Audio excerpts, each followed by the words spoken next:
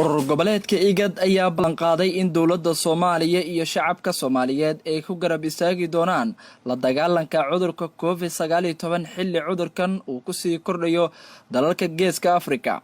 Ambassador Jamal Ahmed Ibrahim wakiilka IGAD ee Muqdisho waraysi siiyay telefishinka qaranka ayuu kaga warbixiyay arrinta COVID-19 iyo marxaladaha xilligan taagan iyo ururka waxa uu ka qaban karo. معناها يكون ayaa maaragtay macna weyn macnahaas oo in liisu gurmado dadka shaqaalaha shakhsiyaadka mushaarka ay qaadanayeen in ay si degdeg waqtigan xaaladda ay si xumaanayso loo jeedo waxa bari dhacayo ay dadka qaarkood iyo sidii loogu hortagi lahaa cudurkan masiibada in dadka ay isu fikiraan oo la yiraahdo in ka hortagaas la sameeyo qofna maaragtay dadka qaarkood waa in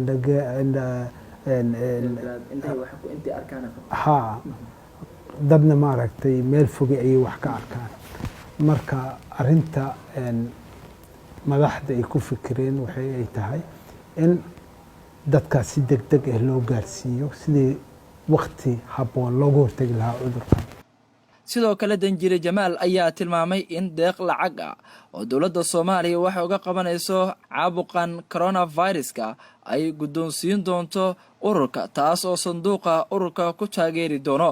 video conference ku wada hadlaya madaxda iyo madaxweynayaasha IGAD waxayna ka hadleen go'aan ay gaareen in sanduuq la sameeyo waqtigan xaalad degdeg ku jiro in loo isticmaalo wixii dhaqaale lagu aruurin lahaa.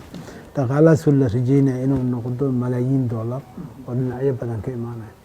sidoo kale urur goboleedka IGAD ayaa walaac ka muujiyay xaaladda COVID-19 ee Soomaaliya iyo kiisaska sii kordhaya waxa uu ugu baaqay Ambassador Jamal Ahmed Ibrahim in shacabku ay raacaan tilmaamaha hay'adaha caafimaadka iyo dawladda si looga hortago caabuqan adduunyada dhibaatada. hogaansama awaamirta ay dawladda soo bixinayso oo ka hortagga ku aadan dadka taqaatiirta ama awaamirta ay soo saarayeen waa in la hogaansamaa. nin walba waxaa ka saaran mas'uuliyad sidii ka hortag uu sameyn lahaa. ninka uu qabto inuu dadka kale ku sii daartaa waxay macna sameynayso dadka kale si haliga meesha kuma jirto.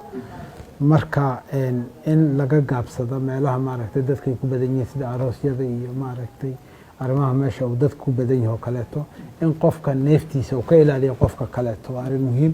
ninka kaleetana inuu iska ilaaliyo neefta soo gaaraysa arrimahaas oo idil arrimo muhiim waay in la badiyo muxuu ahaa farxalka iyo arrimahaas inkastoo dadka dalalka urur goboleedka IGAD ee COVID-19 safafka hore kaga jira kiisaskiisa ayaa kala ah dalalka Kenya, Djibouti, Uganda, Ethiopia, Soomaaliya iyadoo ururkan uu wado dadaalo heer gobol ah si looga hortago cudurkan coronavirus-ka.